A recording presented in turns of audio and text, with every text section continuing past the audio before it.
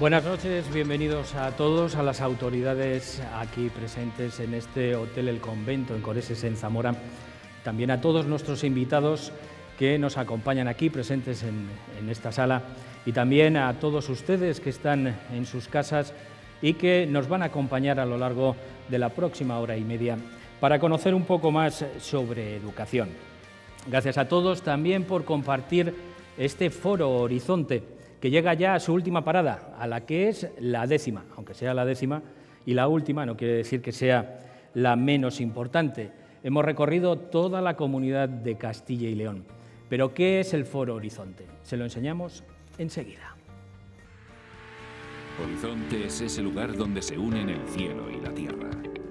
Horizonte es el lugar donde continúa el camino. Por eso queremos dibujar la ruta que nos guíe por la senda más segura hacia el frente, hacia el horizonte de esta tierra. Comenzar a tejer con los mimbres de hoy lo que será el mañana de Castilla y León. Queremos contar con todos para trabajar durante el próximo año en los 10 puntos estratégicos sobre los que debemos construir nuestro futuro. Escuchando la voz de líderes de cada una de las áreas, debatiendo ideas con expertos en encuentros temáticos selectos, donde establecer un mapa de retos y debilidades, pero también de fortalezas y oportunidades. En Proyecto Horizonte hablaremos de automoción. Es un sector clave para esta tierra, motor de inversión, de investigación y desarrollo industrial.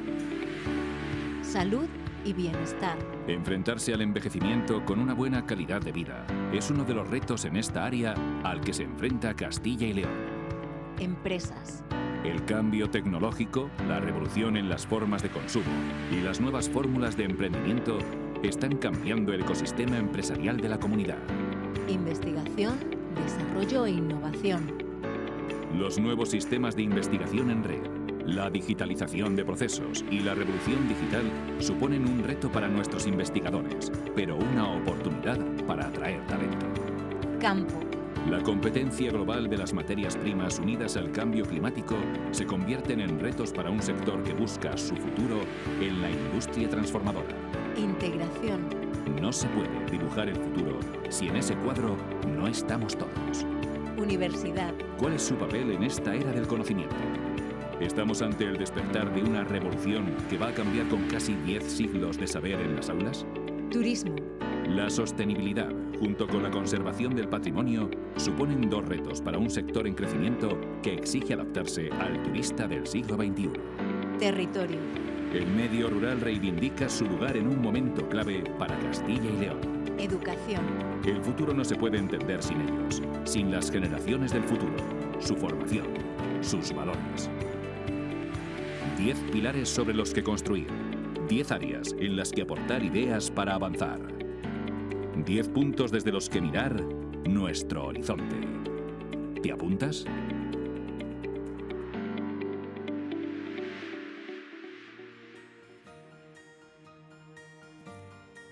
Pues esto es Foro Horizonte. Es, como les decía anteriormente, la 10ª parada.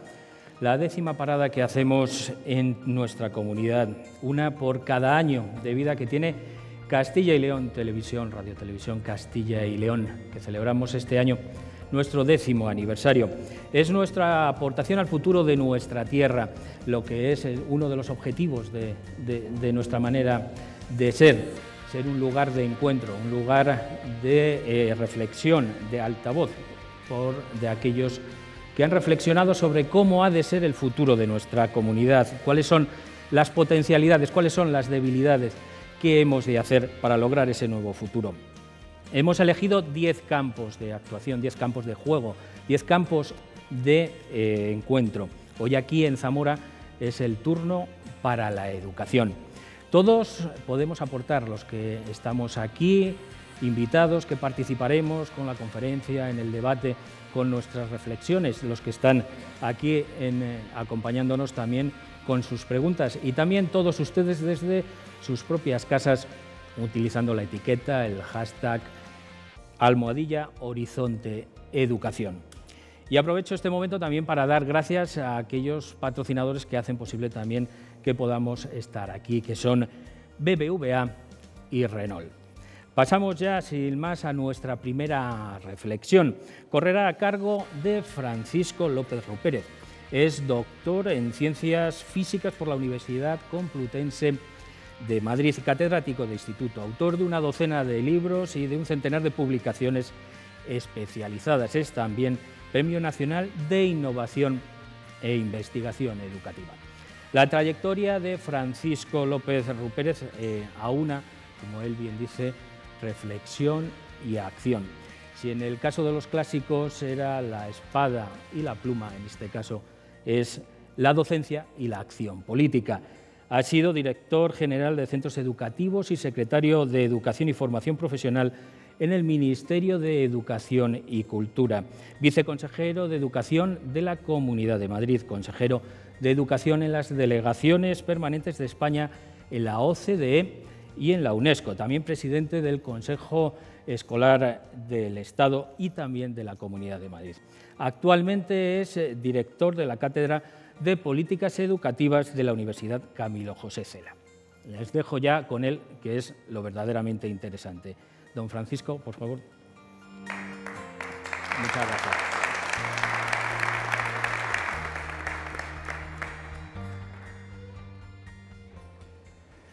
Buenas noches a todos y antes de cualquier otra cosa quiero expresar mi agradecimiento a los organizadores por invitarme a participar en este ejercicio de reflexión estratégica, de preparación del futuro, que, como bien ha dicho la persona que me ha presentado, concierne inexcusablemente al sistema de educación y de formación.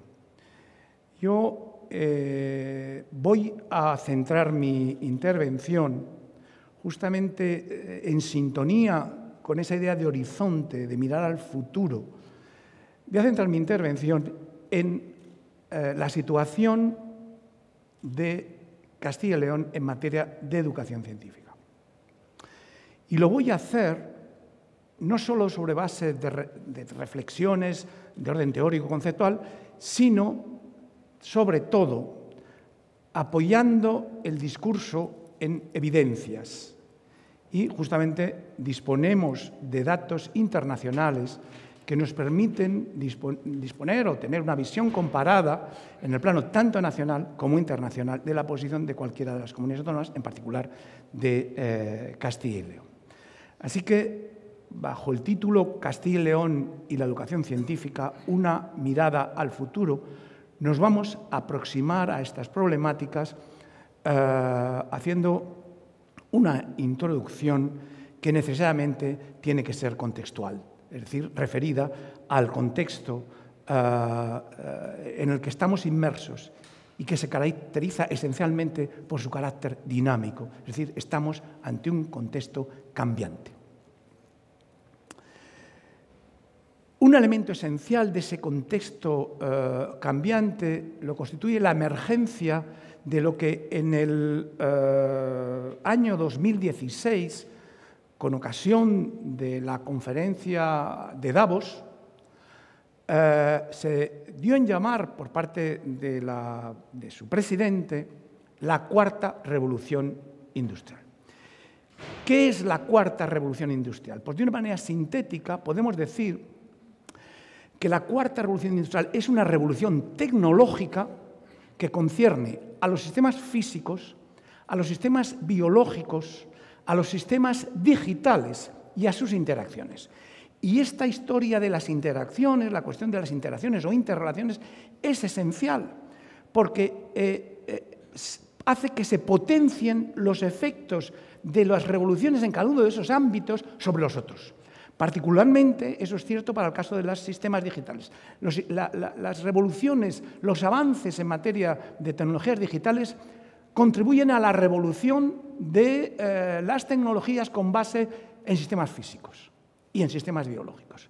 Habría que decir, el proyecto Cerebro, el proyecto Genoma no hubiera sido posible si no hubiéramos dispuesto de un soporte de tecnologías digitales de capacidad de computación tan potente como el que disponemos ahora mismo.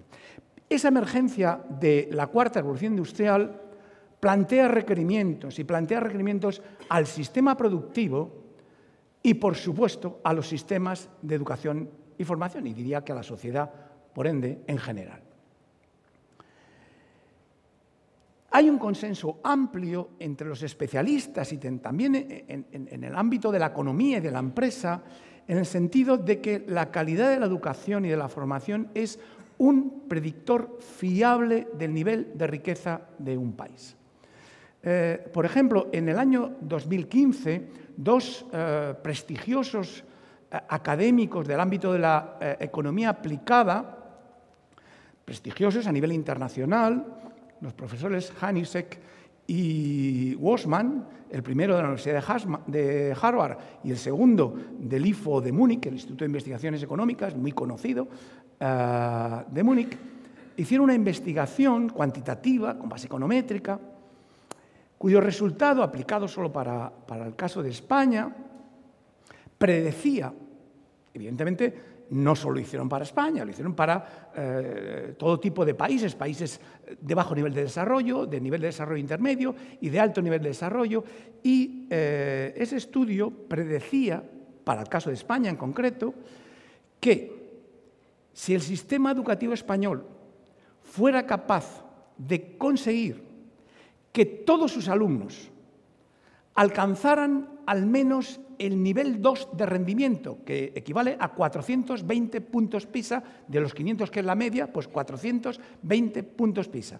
Si consiguiera en el año 2030 que todos sus alumnos al menos alcanzaran el nivel 2 de PISA, todos, en el año 2095 España duplicaría por ese medio su Producto Interior Bruto, que como todo el mundo sabe, constituye uno de los indicadores de riqueza de un país. Pero además podemos fijarnos en este análisis que hemos hecho desde la Cátedra de Políticas Educativas, que al final lo que nos está diciendo es que en qué medida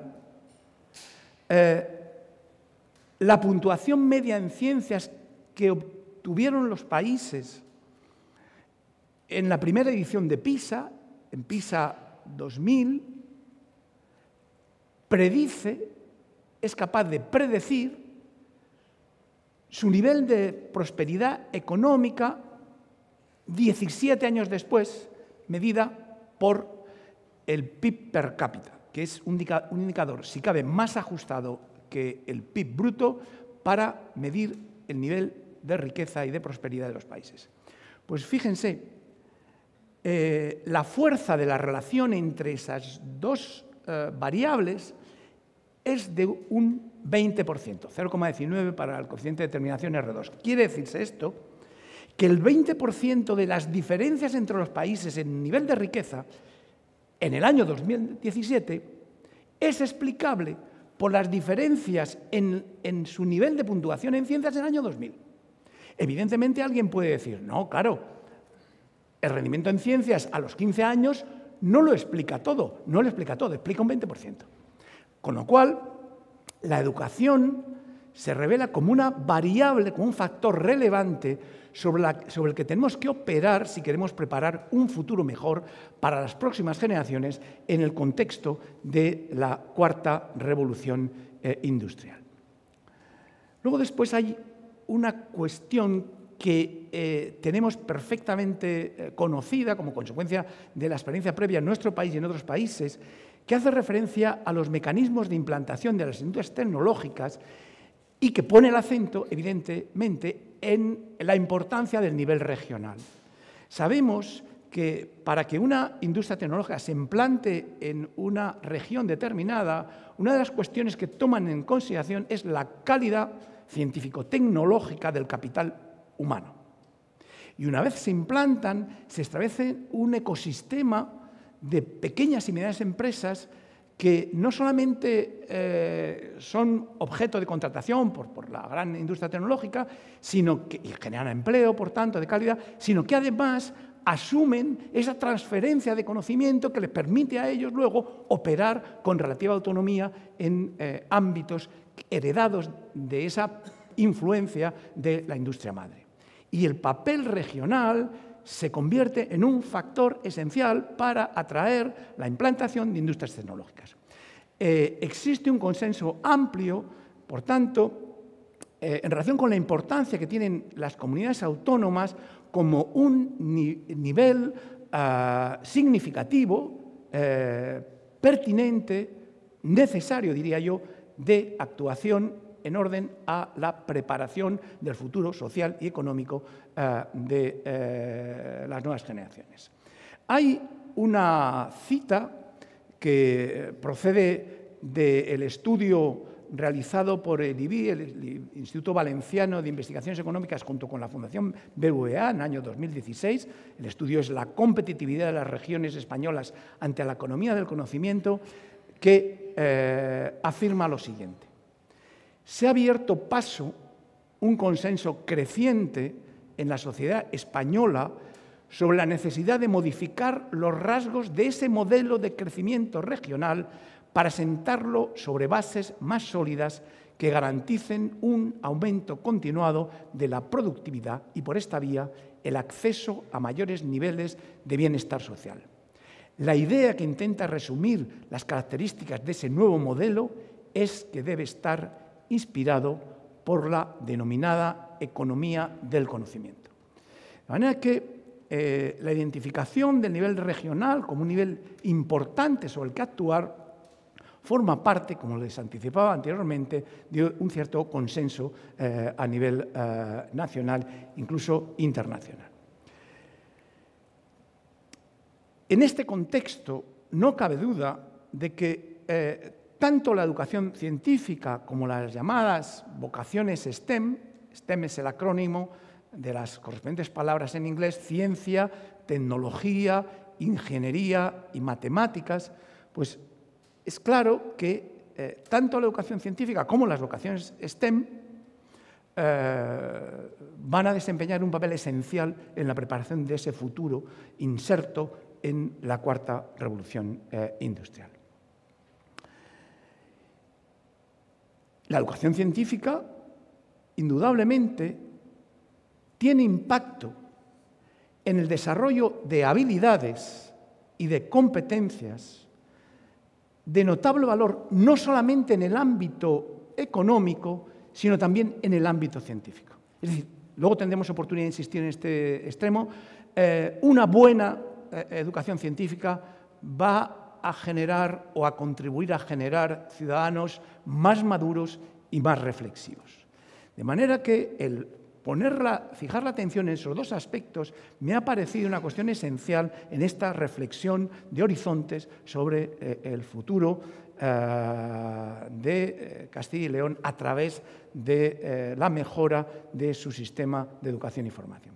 Pero además es que hay un impacto claro de la educación científica y de las profesiones STEM sobre el empleo. El año 2018, el Departamento de Comercio de los Estados Unidos predijo que el ritmo de creación de empleo en el área STEM iba a ser el doble del ritmo de creación de empleo en las otras áreas. Concretamente, se estimaba que para el 2018 el ritmo de creación de empleo en el resto de las áreas iba a ser del 9% y en las áreas STEM iba a ser del 18%. Por otra parte, dos universidades importantes en el ámbito europeo, que son las universidades de Utrecht y de Lovaina, publicaron en el año 2015 un estudio conjunto en donde se indicaba que la producción de empleo vinculado indirectamente a los sectores de alta tecnología tenía dos características. En primer lugar, su magnitud. Por cada empleo del sector de altas tecnologías se generaba entre 2,5 y 4,4 empleos en otros sectores distintos de los de la alta tecnología, pero, y hay que reseñarlo, ubicados en el mismo entorno geográfico. Luego, hay que llamar la atención sobre ese extremo en el sentido de que ya no solamente es el impacto directo de los empleos STEM, sino el impacto directo en otros empleos que no tienen que ver con la alta tecnología, pero que se focalizan, se ubican en el mismo área geográfica. Bien, en este contexto procede, con esa intencionalidad de basar digamos, los juicios en evidencias, procede que nos detengamos, siquiera sea rápidamente, en la visión que nos ofrece PISA, que nos puede ofrecer PISA sobre la situación de las comunidades autónomas y la educación científica en España. ¿Por qué vamos a hacer esta aproximación introductoria a los datos más relevantes que tienen que ver con el tema que nos ocupa de Castilla y León? Pues hay tres porqués. En primer lugar, porque PISA es una evaluación internacional a gran escala que es prestigiosa, es completa, cada vez incrementan más la visión basada en datos y en evidencias, y además está experimentada. Ya tenemos 15 años de historia de PISA. El año en el que estamos se publicará la edición de 2019, a finales de año. De momento la que tenemos publicada, la última, que es en la que nos basamos, es la de 2015, que se publicó en 2016. Bueno, esa fue la primera publicación de PISA que corresponde al año a la edición de 2000, que fue publicada en el año 2001. Otra de las razones es porque la edición de 2015 está centrada de forma prioritaria en la educación científica. Como saben ustedes, PISA va rotando en cuanto al interés principal de sus ediciones y empezó con comprensión lectora, luego al cabo de 3 años con matemáticas, al cabo de otros 3 años con ciencias, y ahora, según el ciclo, le ha tocado en 2015 fijar la atención prioritaria, no exclusiva, pero sí prioritaria, a la educación científica. Y esa es una de las publicaciones del primer volumen, digamos, de los resultados de PISA 2015, pero hay un tercer argumento que tiene un carácter histórico, y es que, por primera vez, para España, sus 17 comunidades autónomas han participado en el estudio PISA con muestra ampliada, es decir, estadísticamente representativa de la población de 15 años a nivel regional.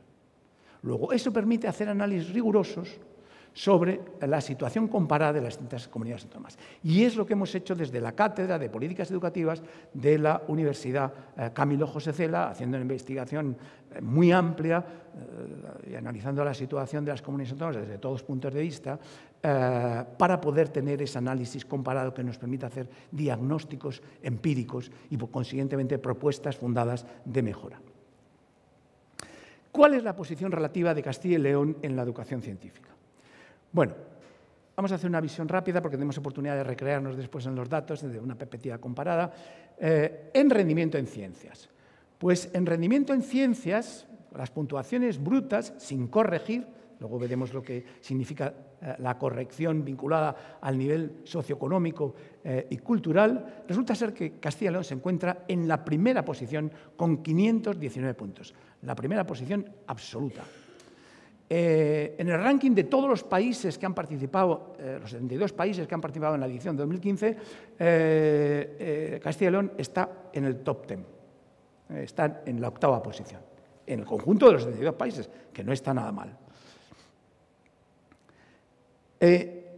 Hay una segunda cuestión que interesa destacar, que es lo relativo a las vocaciones STEM.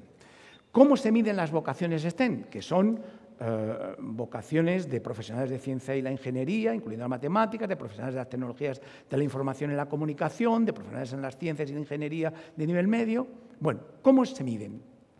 Pues las hemos medido a través de una cuestión, un cuestionario que establece PISA y que pregunta a los chicos de 15 años qué tipo de profesiones, con una serie de ítems de elección, qué tipo de profesiones tienen la esperanza de realizar cuando tengan 30 años. Así que hace referencia a sus expectativas futuras de ejercicio profesional. Bueno, les puedo decir que en este punto la Comunidad de Castilla-León, que ahí la tienen reseñada, no se encuentra en una posición tan ventajosa en la comparación nacional como le sucedía en el rendimiento. Castilla y León se encuentra bastante alejada de la comunidad de cabeza, que es la Comunidad de Madrid, y por debajo, y esto es importante reseñarlo, de la media nacional. Hay una tercera cuestión que sí que es importante, sobre todo desde el punto de vista cívico, en eso que les comentaba antes de la proyección en el terreno de la formación de ciudadanos que tiene la educación científica, que tiene que ver con las llamadas concepciones epistémicas. Para ser divulgativo, diré que según PISA, las concepciones epistémicas reflejan la manera en que los individuos representan la naturaleza, la organización y la fuente del conocimiento, es decir, lo que consideran verdadero y cómo la validez de un argumento puede ser establecida. En definitiva, a lo que hace referencia las concepciones epistémicas es al grado de apropiación por parte de los alumnos de los hábitos de pensamiento científico. Eso es lo que nos viene a decir el ítem de concepciones epistémicas. Bien. Pues, ¿cuál es la posición de Castilla y León en el ranking nacional en lo que hace referencia a las concepciones epistémicas? Pues ahí está, de nuevo, vuelve a estar bien. Se encuentra en la segunda posición. Bien, vamos a ver una visión de conjunto que desde mi punto de vista es quizá lo que nos puede dar una idea completa en el panorama internacional de la posición de Castilla y León. Y nacional, sobre todo, más que internacional, aunque citaremos alguna referencia de carácter internacional. Fijémonos en la perspectiva científico-tecnológica. Y lo que hacemos es un análisis de regresión, un diagrama, en donde se confrontan las variables rendimiento en ciencias y vocaciones STEM. Entonces, fíjense que Castilla y León está en una posición muy alta en lo que concierne a rendimiento en ciencias, pero está por debajo de la media de España en lo que hace referencia a vocaciones STEM. Yo les voy a hacer una comparación de dos situaciones contrapuestas y una conjetura explicativa. Quiero llamar la atención no solo sobre la posición de Castilla y León, sino también sobre la posición del País Vasco, porque viene a ser las dos caras contrapuestas de una misma moneda. El País Vasco, como ven, está en una posición destacada, superior, significativamente superior a la media, en lo que concierne a vocaciones STEM. Sin embargo, está en una posición retrasada, por encima de la media, en lo que concierne a rendimiento en ciencias. Castilla y León se encuentra en una posición francamente destacada en lo que hace referencia a rendimiento en ciencias y, sin embargo, se encuentra en una posición por debajo de la media en lo que hace referencia a vocaciones STEM.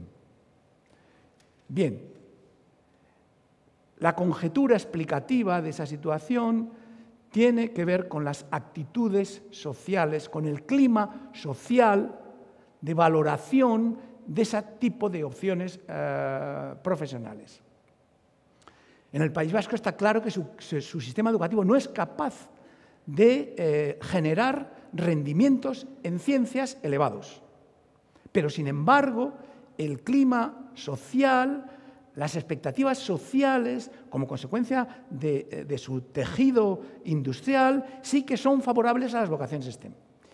Siguiendo con esa conjetura, lo que pasaría en Castilla y León es que el clima social, las expectativas sociales, a pesar de que el rendimiento en ciencias es francamente bueno, las expectativas sociales no están alineadas suficientemente con esas profesiones del futuro que necesitamos imperativamente potenciar. Vamos a ver la perspectiva cívica. La perspectiva cívica, en esa visión de conjunto, se articula en dos ejes, el rendimiento en ciencias y lo que es la concepción epistémica o la convicción epistémica, como lo afirma PISA. ¿Por qué el rendimiento en ciencias tiene implicaciones cívicas? Porque, dado cómo va evolucionando el mundo, las decisiones políticas tendrán muy probablemente cada vez un componente que afecta a la ciencia y a la tecnología. De tal manera que si nuestros ciudadanos, en lo que es la formación general, no tienen la posibilidad de acceder a criterios de base, basados en conocimiento, sobre la importancia o no de decisiones políticas, no van a poder influir como ciudadanos maduros en las decisiones de los políticos. Y en cuanto a las concepciones epistémicas, porque tienen que ver con el espíritu crítico, con la manera de procesar la información en tiempos de las fake news y de todo tipo de sobreabundancia de una información a veces tóxica o contaminada. De manera que esos dos elementos definen dos ejes necesarios para conseguir ciudadanos en el futuro maduros en sus decisiones políticas y reflexivos a la hora de procesar la información compartida. Ya ven que de nuevo Castilla y León se encuentra en una posición destacada, digamos, porque cumple una función esencial a la hora de preparar a los ciudadanos de futuro a través de su educación científica. A modo de síntesis, no voy a entretener en ello, pero miren, ahí en este diagrama de conjuntos ven ustedes la intersección en el centro de aquellas comunidades autónomas que están por encima de la media en esos tres indicadores vinculados a la educación científica que acabamos de analizar. Y es una lástima que Castilla y León no descendiera un poco, ¿verdad?, en ese esquema para colocarse en esa posición central que debe ser su vocación y que lo tiene bastante al alcance de la mano. Entramos en la etapa de mi presentación, ya acercándonos al final, de esa mirada hacia el futuro, y he de señalar indudablemente algunas de las fortalezas de la educación en la Comunidad de Madrid, en la Comunidad de Castilla y León. Indudablemente disponen ustedes de una sociedad con un conjunto de valores ampliamente compartidos por los ciudadanos que dan soporte a la importancia concedida a la educación y a sus resultados. Yo les voy a contar una anécdota.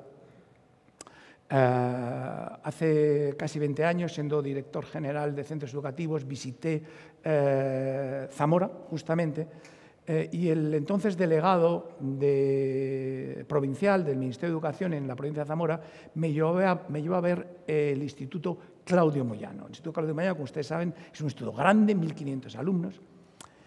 Y yo me maravillé, después de experiencia en visitar institutos, como se pueden imaginar, de ver que con ese volumen de alumnos, visitamos, por supuesto, el aula de don Claudio Moyano, con su retrato ahí, digamos, en el estrado, y me sorprendió ver, con un jardín magnífico, cómo estaba impecable. Estaban las señoras de la limpieza haciendo su trabajo, todo estaba impecable. Y le dije al director, ¿cómo conseguís esto? Y la respuesta del director me dijo, no te olvides que Castilla y León es tierra de maestros. Efectivamente, la importancia que Castilla y León atribuye a la educación está fuera de toda duda. Y desde mi punto de vista, eso está en la base, a través de mecanismos directos e indirectos, de sus buenos resultados escolares. Eso se traduce de arriba abajo, o de abajo arriba, según pongamos a la sociedad arriba o abajo, en una administración educativa que está alineada con dichos valores. Y yo, como buen conocedor de la administración educativa de Castilla y León, doy fe de eso. No nos vamos a entretener porque me queda poco tiempo, pero la gobernanza de la educación de Castilla y León se basa en criterios de calidad. Probablemente en la fase de preguntas pueda desarrollar esta idea, que de momento me quedo en ello. Unos resultados francamente destacados en las áreas instrumentales constituyen otras de las fortalezas, no solamente la educación científica, sino las áreas instrumentales, como decía antes. Y en ciencias tiene un rendimiento magnífico que incluso después de detraer, justamente por eso, la influencia del nivel socioeconómico sobre los resultados, después resulta ser que Castilla y León sube de los 519 puntos PISA en ciencias a 528. Bueno, En el ranking de los países de la OCDE les puedo decir que esa es la tercera posición después de Corea y de Japón. Es decir, cuando se detrae el impacto del nivel socioeconómico sobre los resultados y se pone a todos los países por procedimientos estadísticos en una situación equiparable en materia de nivel socioeconómico y cultural, resulta ser que la posición de Castilla y León es la tercera del ranking de los países más desarrollados, que son los países de la OCDE, el club llamado de los ricos. Pero tenemos, por supuesto, la equidad educativa es también uno de los rasgos fuertes de conformidad con los análisis cuantitativos del sistema. Pero tenemos o tienen debilidades. ¿Cuáles son las debilidades? Pues, en primer lugar, probablemente el arraigo de una cultura tradicional vinculada con el peso significativo del sector primario y el de los servicios de no mercado vinculados a la función pública y al ámbito funcionarial. En segundo lugar, una tendencia demográfica a la despoblación que ustedes conocen bien porque la padecen. En tercer lugar, y eso ha sido un producto de los análisis que hemos hecho antes, un índice de vocaciones STEM inferior a la media nacional que no se corresponde en modo alguno con sus elevadas puntuaciones en ciencias. Y además, una brecha de género en materia de vocaciones STEM, pero eso lo comparten con la media nacional, no es que estén por debajo de la media nacional, pero sí que comparten ese déficit con la situación del conjunto de España. Vamos al apartado de recomendaciones y con esto terminaría mi presentación. En primer lugar, han de incrementar ustedes las vocaciones STEM. ¿Y cómo podemos incrementar las vocaciones STEM? En primer lugar, mejorando la concepción del sistema de orientación profesional y su desarrollo. Tanto los análisis de expertos como los informes del Consejo Escolar del Estado han puesto el acento en que eso constituye una deficiencia de nuestro sistema de educación y formación a nivel nacional, con detalles de evidencia que no voy a insistir en ello para no entretenerles más. Pero esa es una cuestión donde tenemos claramente que mejorar. Nuestro sistema educativo ha centrado su atención en materia de orientación en el ámbito educativo, es decir, en la orientación educativa, orientación de carácter psicopedagógico, pero no en la orientación profesional. Y eso es algo imprescindible para poder contribuir a un incremento en el futuro de las vocaciones STEM. En segundo lugar, hay que sensibilizar a la sociedad cómo desarrollando campañas institucionales apoyadas en instrumentos tales como foros por la ciencia y la tecnología, Semana de la Ciencia y la Tecnología, competiciones científicas, etc. En tercer lugar, hay que reducir la brecha de género en materia de vocaciones STEM. Por razones indudablemente sociales, pero también por razones económicas y personales, porque uno de los componentes de la brecha salarial está vinculada a la brecha de profesiones STEM de género, pero también por razones económicas, porque los datos de que disponemos, de conforme a una investigación que hicimos al respecto, es que solo el 16% de los alumnos de 15 años se ven ejerciendo a los 30 profesiones STEM. Bien, pues de esos 16%, solo el 4% son mujeres, las chicas. Solo el 4 del 16 se ven a los 30 años ejerciendo profesiones STEM. Luego tenemos ahí un recorrido para la mejora verdaderamente impresionante. Además, he de decir que como las chicas son más aplicadas, y eso está basado en la evidencia, y en casos clínicos y en la evidencia empírica a nivel estadístico, cualquier esfuerzo de remoción de los obstáculos, no estoy diciendo en modo alguno que se obligue a las chicas a hacer lo que no quieren, eso de ninguna manera, sea contrario al principio de la libertad individual. No, lo que hay que hacer es remover aquellos obstáculos que la evidencia empírica ha puesto en manifiesto que existen. Y para remover esos obstáculos y para reducir la brecha de género en vocaciones STEM, ¿qué deberíamos hacer de conformidad con la evidencia empírica disponible?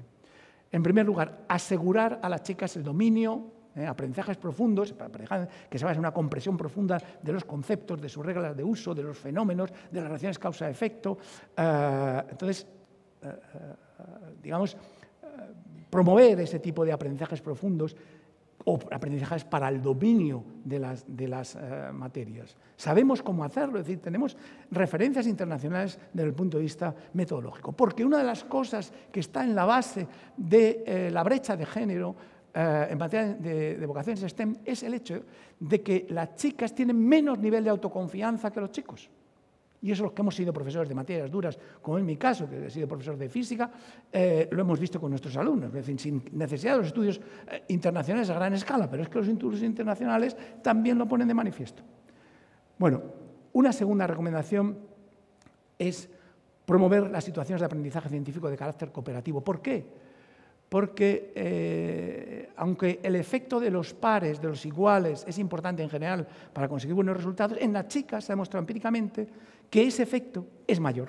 Así que, ¿por qué? Porque sienten el apoyo de los otros y en esa medida refuerzan su autoconfianza.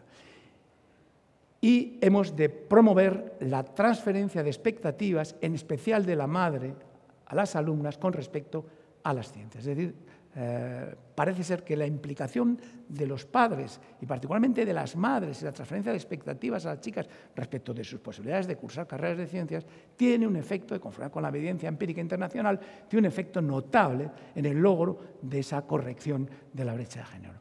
Pues hasta aquí mi presentación. Muchísimas gracias por su atención y hago votos porque efectivamente esta reflexión estratégica sobre el futuro de Castilla y León sirva para preparar un futuro mejor para las nuevas generaciones de esta querida región castellano-leonesa. Muchas gracias.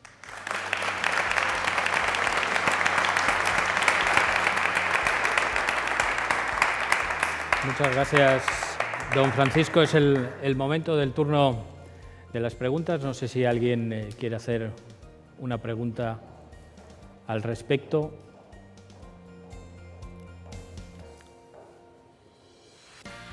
Hola, buenas noches.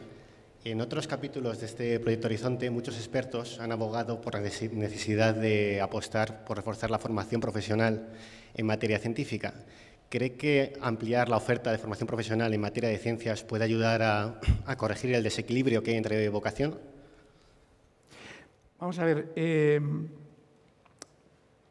yo creo que el caso de Castilla-León es un caso especial en la medida en la que dispone de una base de preparación, formativa verdaderamente notable. Estamos indicando que son resultados con 15 años de edad. Es decir, que todavía no han hecho la opción formación profesional, formación general. Quiere decir que aquellos alumnos que opten por la formación profesional van a disponer de una formación científica con toda probabilidad bastante respetable en el concierto nacional e internacional. A mí me parece que, siendo que efectivamente el reto de la formación profesional y entre el público hay expertos relevantes en materia de formación profesional, está claro que el reto de la formación profesional, el reequilibrio de esa desigualdad notable que nos diferencia de otros países a nivel nacional entre la formación general y la formación profesional, ese reequilibrio es imprescindible para la sociedad que se nos viene encima, evidentemente con un sistema flexible de itinerarios y de pasarelas que permitan corregir y proseguir la formación a lo largo de toda la vida para aquellos que opten por la línea de la formación general o por la línea de la formación profesional. Pero lo que a mí me parece esencial para ese mismo fin, habida cuenta de que la base científica que tienen los alumnos de Castilla y León es respetable, en términos generales, de conformidad con los estándares internacionales. Siempre habrá algún profesor que diga que no, evidentemente, pero son los datos internacionales. A mí lo que me parece esencial es potenciar la orientación profesional. La orientación profesional tiene que convertirse en una prioridad a la hora de facilitar, promover ese reequilibrio. Y, por tanto, para preparar mejor las nuevas generaciones ante los desafíos del futuro. Había una pregunta más. Buenas noches. Yo lo primero quiero felicitarle porque su exposición me ha parecido brillante, fundamentalmente por lo concisa. A ver, yo no soy del mundo educativo, pero represento a una asociación que defiende una EBAU única en esta comunidad.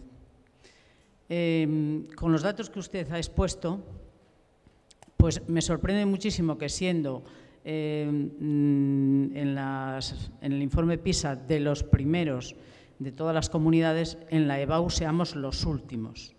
Entonces, nosotros, no sé si es por el nivel de exigencia o porque, no lo sé, porque en otros sitios tengan menos exigencia, el caso es que nosotros siempre salimos perjudicados. Entonces, nosotros reclamamos que si hay distrito único, pues el examen sea único, puesto que realmente lo que estamos haciendo es competir por una plaza, no por una plaza de trabajo, pero sí para formación.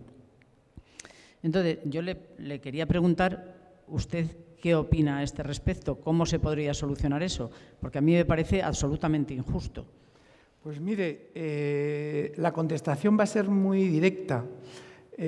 Yo creo que eso se resuelve aplicando las previsiones constitucionales del artículo 149.1.30 relativas a las competencias exclusivas del Estado en materia de educación.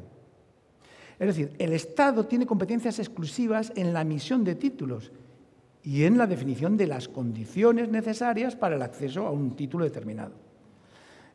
Al título de bachiller se debería optar mediante una regulación que, previa prueba, homologara las condiciones efectivas en las cuales los alumnos van a acceder a la etapa formativa superior. Todos iguales, con igualdad de derechos, igualdad de oportunidades. Esa es una previsión constitucional. Lo que pasa que por razones de distinta índole, razones de carácter político, también presiones del estamento universitario, hay que decirlo, pues no se ha materializado. Pero nada mejor que una prueba de final de bachillerato para homologar las condiciones de acceso de todos los ciudadanos españoles en condiciones de igualdad para el acceso a la etapa formativa propia de la educación superior. De manera que no puedo estar más de acuerdo. Creo que efectivamente, ¿por qué razón? Eso yo en mi etapa de presidente del Consejo Escolar del Estado lo habíamos puesto de manifiesto, porque analizábamos los resultados comparados de las pruebas de la selectividad y había unas comunidades autónomas con unas tasas de aprobados verdaderamente extraordinarias y otras que no eran tanto. Está claro que a la luz de los datos internacionales no es que la comunidad de Castilla y León, objetivamente hablando, medidas por el mismo patrón de pruebas estandarizadas, tenga un nivel científico, cultural, educativo bajo, ni muchísimo menos. El problema está en el nivel de exigencia. Y ese nivel de exigencia tiene que ver muy probablemente con la importancia que la propia sociedad otorga a la educación y a la formación. Esa valoración se traduce en una exigencia, porque no se rebajan los estándares, porque se sabe que ahí se ventila el futuro de una región, de un país y de un individuo. No sé si hay alguna... Un segundo brevemente, más. sí. Es que lo que nos está sucediendo con esa importancia que le damos a la educación es que estamos descapitalizando a nuestra comunidad de determinadas profesiones, de las biotecnológicas, de las de doble grado, de las que realmente tienen más demanda.